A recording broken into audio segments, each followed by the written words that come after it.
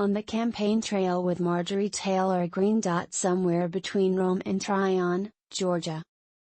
Well, first of all, it wasn't my idea, Marjorie Taylor Greene says brightly to the group of reporters. The polarizing Georgia congresswoman is perched on a seat near the front of a 15-seat minibus packed with the hated mainstream media, and we're all trying to figure out why.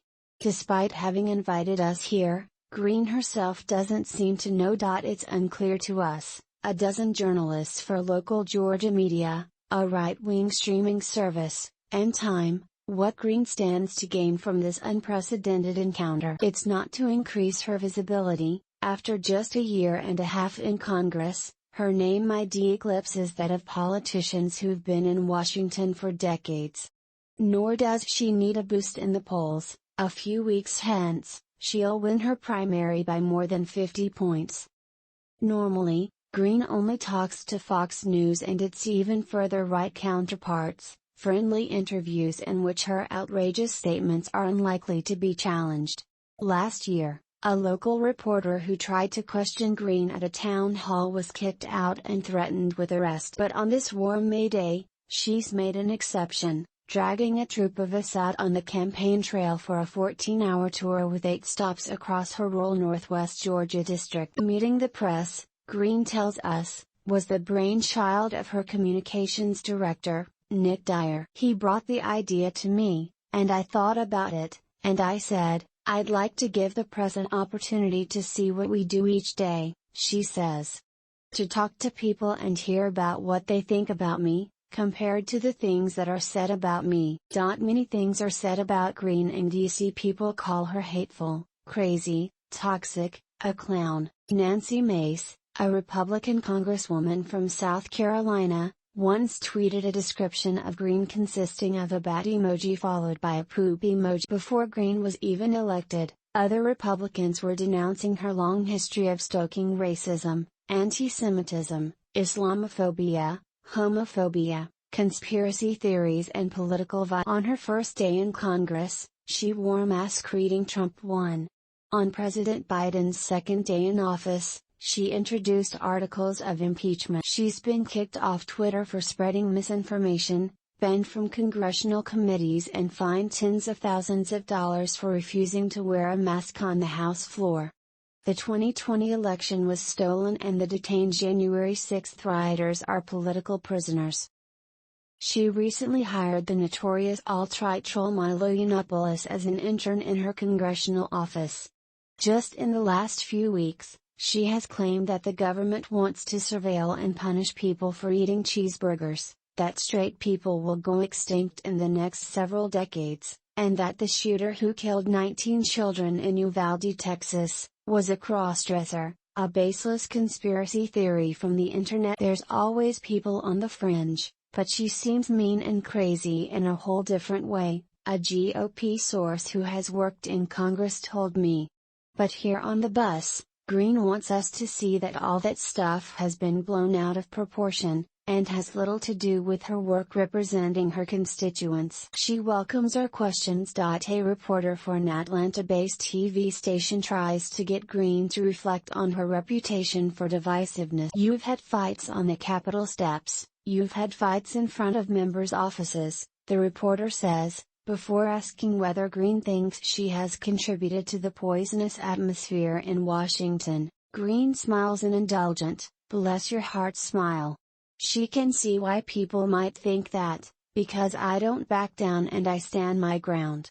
But in fact, she says, she didn't start any of those fights. For example, there was the time she got in a screaming match with Representative Cori Bush, a liberal Democrat from Missouri, who subsequently moved to a different congressional office to get away from her. The way Greene tells it, she was innocently walking in a tunnel under the Capitol, talking to her phone on Facebook Live, when Bush, whom she'd never met, yelled at her to put a mask on, which Greene immediately did. She was the one that started screaming at me, Greene says. But then she got her office moved, because she claimed that I was a threat to her. Then there was the time another Democrat, Maureen Newman of Illinois, said Greene attacked her transgender daughter.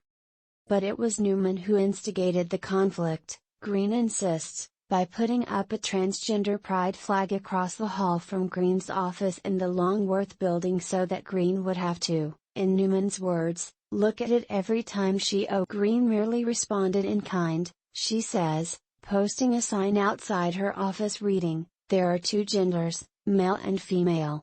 So many of the things that have been said and written and believed about Greene are flat-out lies, she complains. She hopes seeing her in action will give the media a different, less biased perspective. Maybe it's helpful for you all to be here, to understand the issues people care about, she tells us. We're here to be educated, in other words. We're not here for Greene's benefit at all. We're here, as she sees it, for hours. We will all learn a lot, about each other, about ourselves, about Marjorie Taylor Greene, about Georgia's 14th District, about America and the human condition, before the morning fog rises from the red clay of northwest Georgia, and the rolling green landscape is saturated with Greene's large white vinyl campaign signs. Flood the polls. They say on top, in red, and Save America, Stop Communism. On the bottom. When she first ran for Congress 2 years ago, Greene will later explain, the sign said Stop Socialism instead. That was before she got to Washington, met the Democrats, and decided that what she was up against was far worse than she had even imagined. There's a help wanted sign on the front door of Linda's place, a metal-roofed one-story building on the side of Highway 278 that's packed full for breakfast as the sun begins to rise. A whiteboard advertises a fish and cheese sandwich and homemade peach cobbler.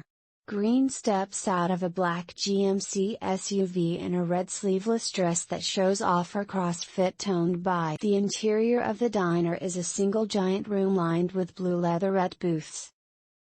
As Greene goes from table to table, a man with long gray hair holds up one of her bumper stickers. Impeach Biden, MTG4America.com, it says. Greene gives him a thumbs up.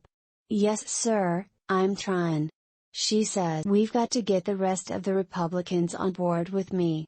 They don't want to rock the boat. Edwin Bramlett, a 63-year-old retired metal fabricator, asks Greene what's wrong with the liberals in Washington. They do not respect our faith in God, Greene says. They do not respect traditional values. They do not respect freedom. And they look down on all of us. They think they're smarter than we are. Liberals, Greene says, think anyone who doesn't agree with them on climate change and socialized medicine must just not be educated enough. If you don't like migrants coming across the border, you're a bad person, that's how they treat us. And they're taking everyone's rights away with the Second Amendment, or trying to, Bramlett says. Oh, yeah, well, shame on you for supporting gun rights, you're a white supremacist, Greene responds as she moves to the next booth. Table after table, the diners praise her and thank her and encourage her to keep up the fight. Greene goes to the front of the room and stands on a small platform in front of a massive TV screen and an American flag. Every time I speak with people here back at home, she says, it tells me I'm doing the right thing, because you're telling me back the things that I'm saying in Washington. Greene has just returned from South Texas, where she claims Border Patrol agents are suicidal because the Biden administration has tied their hands, and where children have been attacked, even sodomized by people coming across, according to the ranchers she says she spoke with. That everyone's had enough with it, but it seems to be falling on deaf ears in Washington, she says. They do not care one single bit. Do you know where Nancy Pelosi has been this week? Ukraine. The crowd rumbles. What's happening in Ukraine, Greene says, is heartbreaking, and no one wants the Ukrainian people to suffer. But Americans are suffering, too.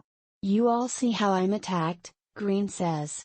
The whole reason they attack me constantly is because I go there and I boldly stand up for the things that we believe in, the things that we talk about here at home, the things that we know are the right. For now, with Democrats in charge, there's not much that can be done.